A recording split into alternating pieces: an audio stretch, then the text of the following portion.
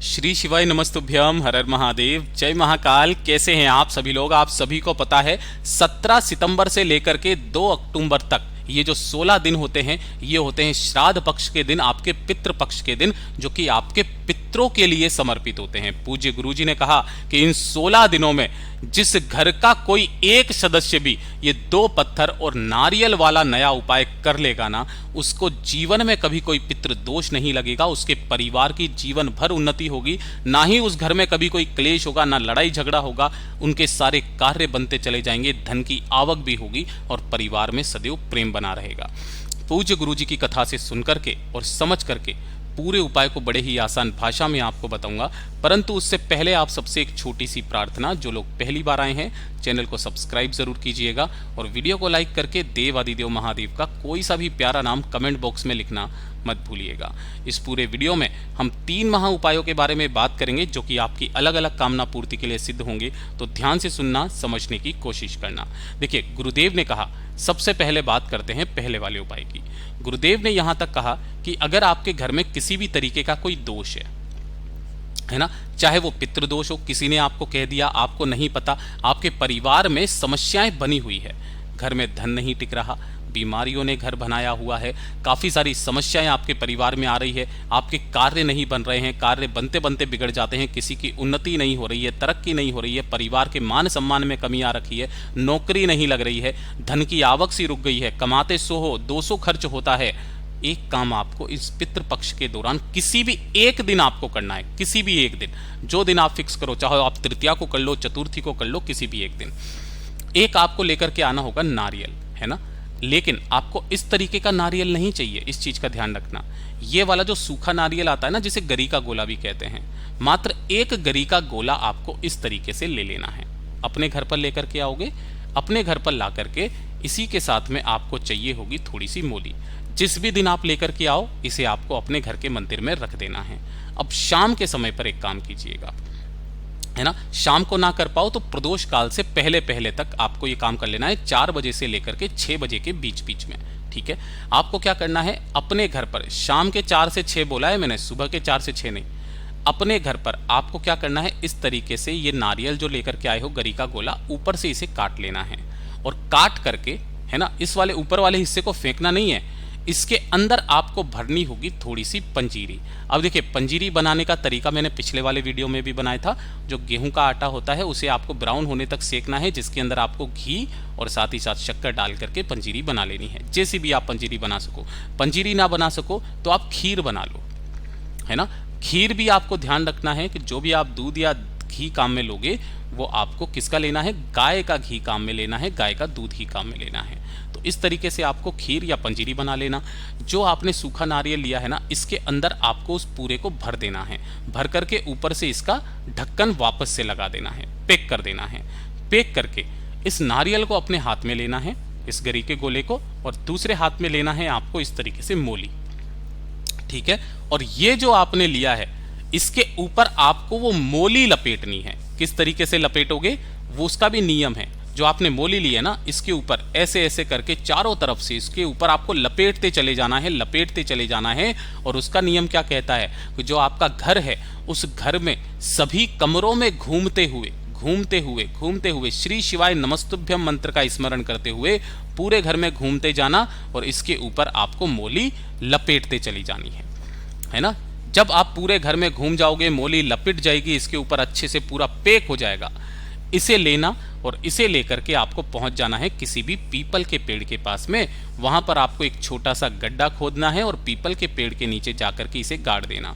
ऊपर जब आप इसे गाड़ोगे, मिट्टी वगैरह डालोगे, इसके ऊपर आपको 2 पत्थर वहीं से उठाना और 2 पत्थरों को आपको इसके ऊपर इस तरीके से रख करके अपने पितरों का स्मरण करके वापस घर पे आ जाना है। अब दूसरे दिन आपको क्या करना है, दूसरे दिन आपको किसी भी एक स्टील के कलश में या प्लास्टिक में, किसी में भी आपको लेना होगा गाय का कच्चा दूध। किसका? गाय का कच्चा दूध आपको लेना है। ठीक है, और एक कलश में लेना होगा आपको जल। दोनों अलग अलग लेने हैं और इन दोनों को लेकर के ठीक उसी स्थान पर जाओगे जिस पीपल के पेड़ के नीचे आपने उसे गाड़ा है।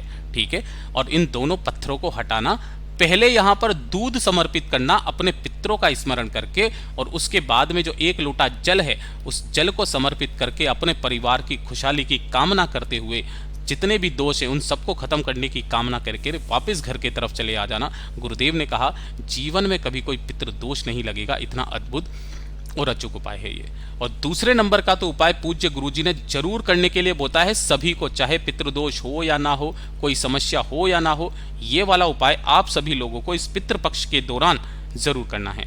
पितृपक्ष में पड़ने वाली चतुर्थी हो गई, पंचमी हो गई, अष्टमी हो गई, एकादशी हो गई, प्रदोष हो गया, ये जो मेन तिथियां हैं इस मेन तिथियों में आपको ये काम जरूर करना है। गुरुदेव ने कहा आपको इस तरीके से 2 दीपक तैयार करने हैं। अब दीपक का भी क्रम ध्यान दीजिएगा, दोनों के दोनों ही होंगे लंबी बाती के दीपक। किसके? लंबी बाती के दोनों ही दीपक होंगे और दोनों के ही अंदर भरना होगा आपको गाय का घी। इस तरीके से भरना, ठीक है।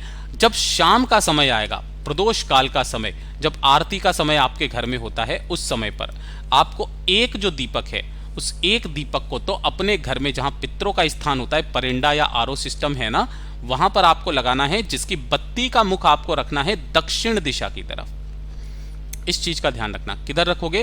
बत्ती का मुख दक्षिण दिशा की तरफ में आपको रखना है। और जो दूसरा दीपक है, आपके घर के आसपास कहीं पर भी अगर कोई पीपल का पेड़ है वहां चले जाओ, पीपल का पेड़ नहीं है, कोई वटवृक्ष है, बड़ का पेड़ है, वहां चले जाओ। ये भी नहीं है, अगर आपके घर में कहीं पर भी बेलपत्री का छोटा सा पौधा ही क्यों ना लगा हो, उस पौधे के पास में जाना और वहां पर अपने पितरों का स्मरण करके ये जो दूसरा दीपक है वो आपको लगा देना है, जिसकी भी बत्ती का मुख आपको दक्षिण दिशा की तरफ ही रखना है। गुरुदेव ने कहा एक बार करके देखिएगा, पूरे साल में आपके परिवार में कितनी खुशियां बनी रहती है, बताइएगा जरूर। पूज्य गुरुजी का बहुत अद्भुत और अचूक उपाय है, जरूर कीजिएगा। और अब बात करते हैं तीसरे वाले उपाय की। देखिए तीसरा वाला जो उपाय है ना, ये होगा बीमारी के लिए।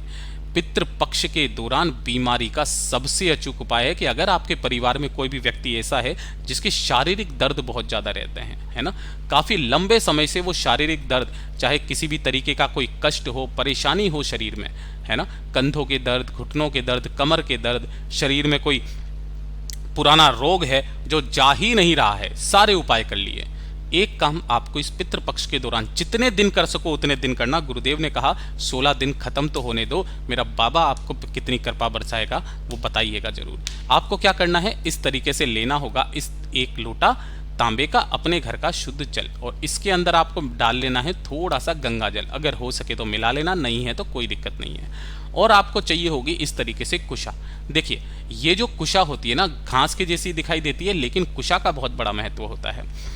आपको अगर इस तरीके की कुशा ना मिले तो आपको जो पूजा पाठ की सामग्री है ना, वहां पर इस तरीके की कुशा जरूर मिल जाएगी। इस कुशा के आसन भी होते हैं, कुशा के आपके बिंजने भी बनते हैं, बहुत सारे काम होते हैं। तो इसी कुशा को लेना और इस कलश में ही आपको डाल देना है इसे, ठीक है।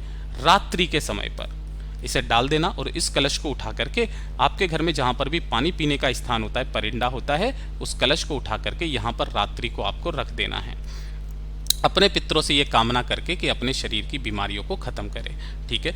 जब आप दूसरे दिन सुबह उठोगे तो सुबह उठते ही ना ही आपको कुछ खाना है ना ही कुछ पीना है, सीधा किचन में जाना है। किचन में जा करके दक्षिण दिशा की तरफ मुख करके, इस चीज का ध्यान रखना, किधर? दक्षिण दिशा की तरफ मुख करके उसी जल का आपको 7 बार आचमन करना है, यानी कि 7 घूंट आपको उसके पी लेने हैं, अपने पितरों से कामना करके कि मेरे शरीर की जितनी भी समस्याएं हैं, हे मेरे भगवान, हे मेरे पितृदेवों, इसे सही कीजिए।